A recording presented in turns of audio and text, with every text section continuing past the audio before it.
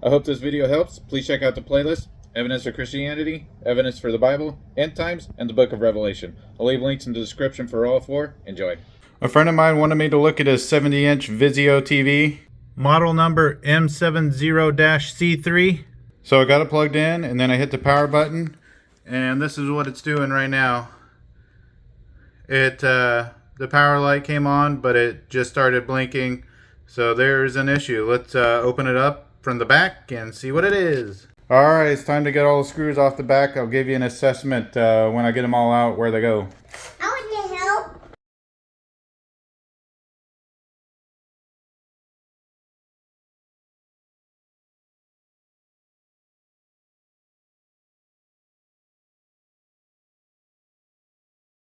A quick inventory of the screws that we got. We got a whole bunch of the same size and thread screw that go around the perimeter here with washers on them.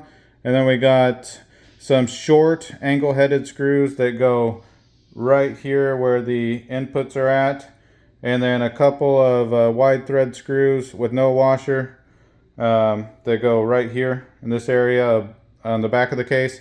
And then we got one angle head wide thread screw that goes right there where the power cable goes in. Now I should be able to take this back off.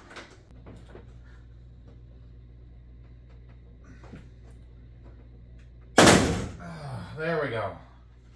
So down there where the feet used to be, I just had to get a hold of it and pull hard enough to where it finally popped everything loose. Now we can get it off. Just pull up on the edge.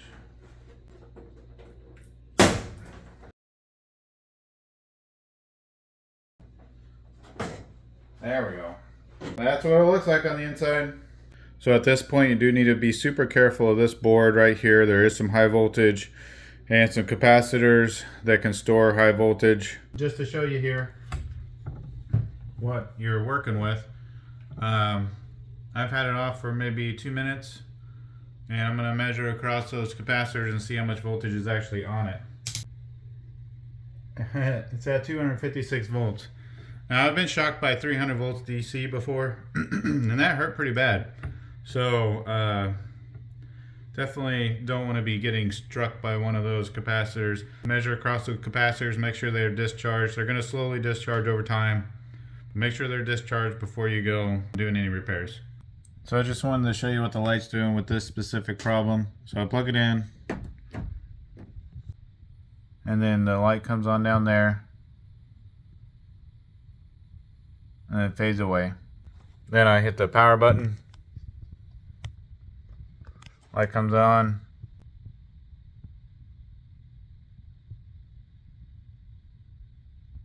fades away. Hit the power button again,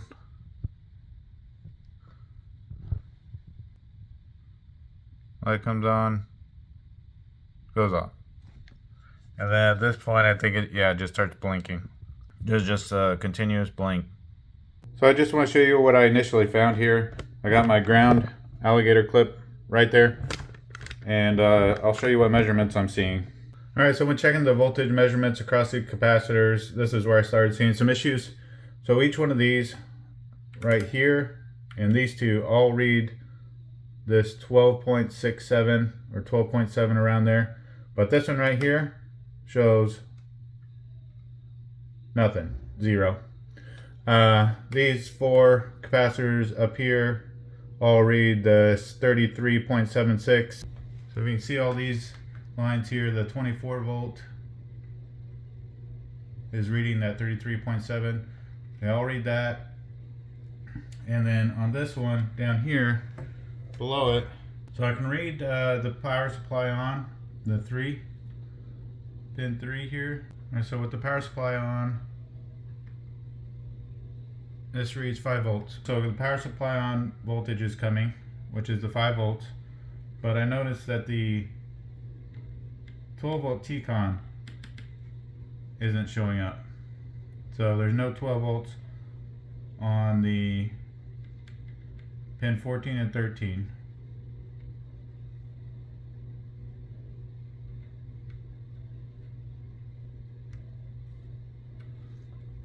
I'm assuming that goes to that capacitor right here, assuming, and that's not turning on. So I went to the T-con on, so let's just make sure the power supply on is still there. Yeah, power supply on is still there. T-con on, nothing. So I believe something is keeping the 12 volts from the T-con from coming on. Well, I did find out if you put a jumper between the power supply on and the T-con on, it will turn on the 12 volts to this capacitor, basically turning on the 12 volts to the T-con board, and the 12 volts here to the T-con. So just to show you that this jumper did work, look, got my 12.5 volts there. That pin 13 12 volt T-con is showing 0 volts, and that's because it's probably mislabeled, because it's actually a ground. So when I touch the chassis and then measure to this, so you get a good ground. There we go. See, it's shorted. And when I disconnect the main board, the short goes away. So I thought, well, heck, maybe something's wrong with that main board. But no, I got two main boards here. They do the same exact thing. They short that pin 13 to ground. So for some weird reason, that 12 volt T-con is a ground, but not a ground on the power supply, but a ground on the main board. It's a little odd. So I've had this power supply sitting here for 20 minutes now. Let's see if the high voltage capacitors are discharged yet. We're at 13.5 volts, so we're good. It's not going to hurt us. So I suspect it's my main board, since I'm not getting the on for the T-con board, and I'm not getting any backlight from this, so I assume the issue is this. We're going to replace this board. I already tried replacing these capacitors here, all the 16 volt 1000 microfarad capacitors and this transistor, but it didn't fix it. So we're going to try the main board. If you want to support my channel, please leave a super thanks below, or you can join Robinhood through a link that I'll leave in the description, and we'll both get a free stock. Continue watching. So this is how I determine what main board to buy online. Make sure that all these numbers for the circuit board are the same. And then make sure all these numbers up here are the same. And then these first three numbers here are the same. And then that should get you the correct board number. I also noticed that it made reference to the serial number when I was getting the board to determine which one to get. The beginning part of it with the letters, the LFTRSYAR. I bought this board off of TV Parts Today. It was the cheapest place that I could find my board.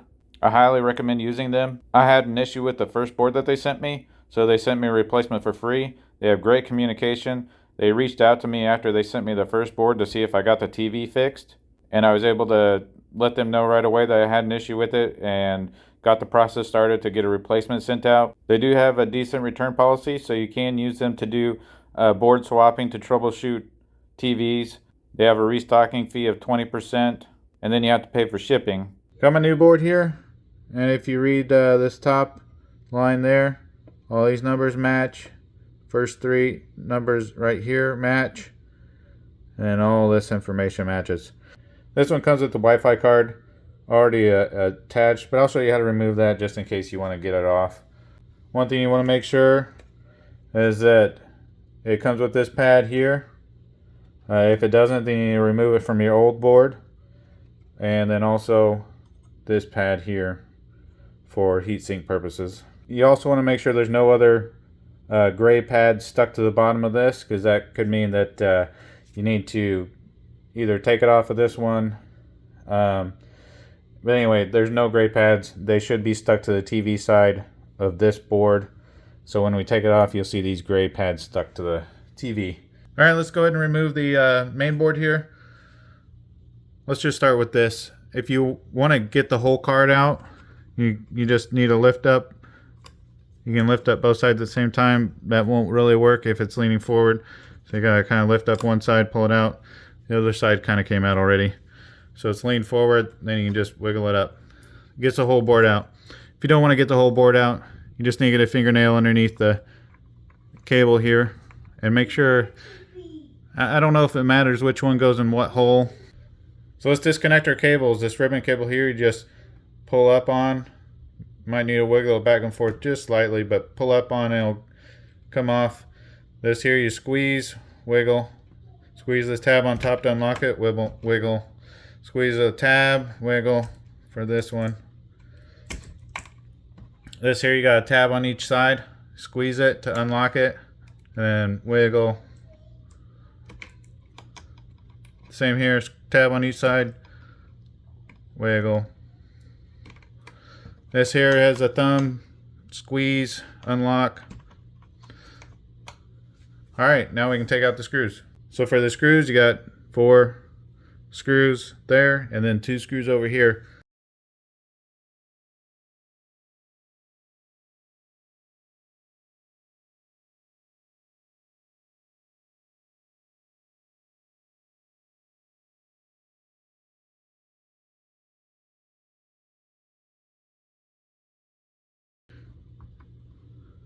Just need to do a slight pull. It might be stuck to the pads. There we go. And then just make sure that this gray pad and this gray pad is still stuck to the TV, because you're going to need that for your new board probably, because it probably doesn't come with them. And if your board does come with them, then you make sure you're not double stacking them and putting stress on the board. So I need to remove these plastic pieces from the old board. And they're just kind of latched on here. So there's a latch, unhook. And then the other's unhooked. There's another latch, just get your fingernail under it and then pull up and get it unhooked. There we go. And then there's one there. There we go. And there's a metal cover too to transfer on this one.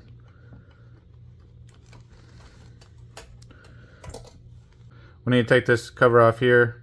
It's tight around these inputs, so it's not tight over here, just these inputs here. Just kind of wiggle. There we go. Alright, let's put the covers on the new one. Just make sure while you're doing this you don't bend up your heat sink there.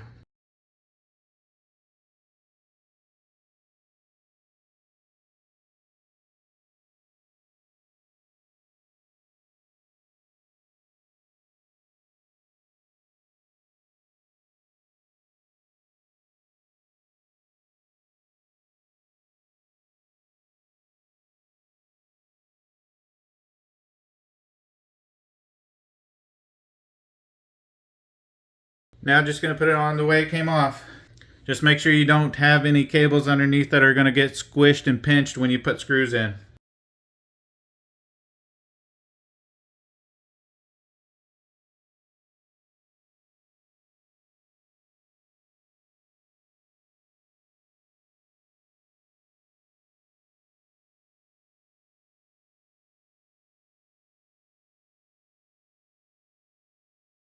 Everything's screwed in. Now let's just plug in the cables and then transfer these over.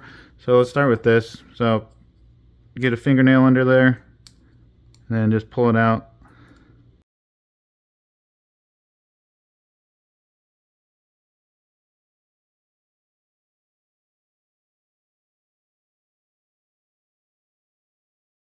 Alright, this here you got to be a little careful with. Make sure you're grabbing onto that blue part when you're pushing down, because that's kind of where your strength is going to be for this ribbon cable. If you grab further back, it's not going to be, it's just going to kind of bend on you and then potentially damage it.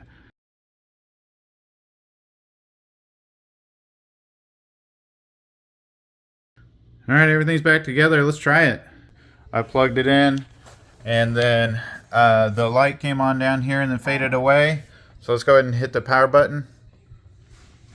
Oh man, you hit the power button. I did.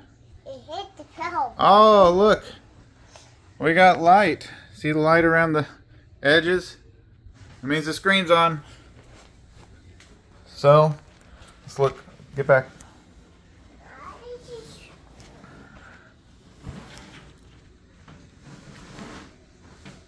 Yeah. Uh-oh.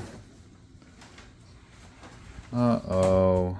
Somebody must have broke the screen while moving it. Even though this board they sent me fixed the problem, I wanted to send it back because the TV screen was broken and it wasn't worth fixing. They made me pay for the shipping, but they did give me a full refund on the board and waived the 20% restocking fee. As a disclaimer, I think that's because I let them know I have a YouTube DIY channel that I was using their board on. But I highly recommend using them because their prices are very reasonable and they help you through the whole troubleshooting process of the TV and have great communication. So I've shown you how I figured out the main board is the problem. Too bad that the screen was broken. But now I'm going to show you what the voltages look like on the power supply of a good and working TV.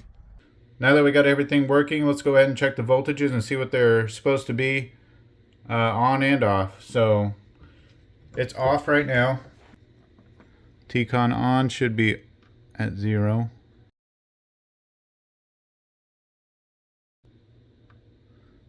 Zero. 12 volts T-con's at 0 also because it's not on right now. 0. Then the NC is not connected, so we'll skip that. NC. And then 12 volts. That one's on. 12 volts. 12 volts. And then the next one is ground. So we'll skip those. Ground. And then another, this is the 12 volt AU. And power supply on should not be on yet until we hit the power button. And AC detect 3.82. And then whatever this last one is, not connected.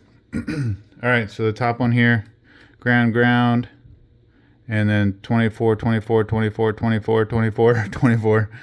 a whole bunch of 24 volts. So 6 24 volt lines.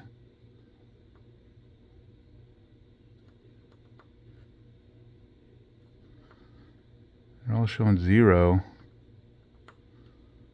Interesting. So with the power supply off, they're all going to be at 0. And then ground, then not connected. And then V-Sense.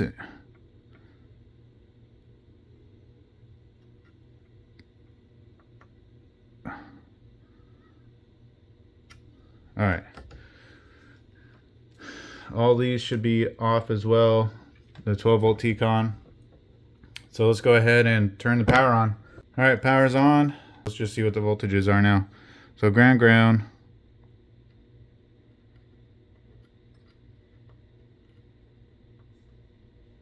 33.7.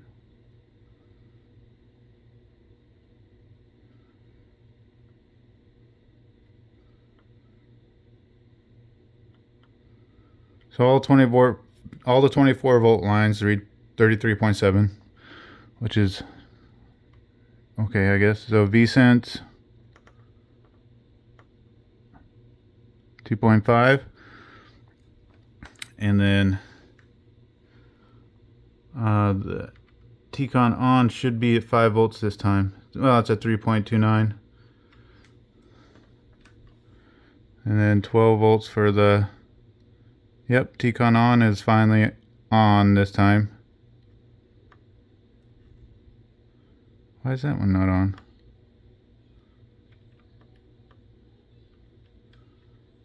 This one's on.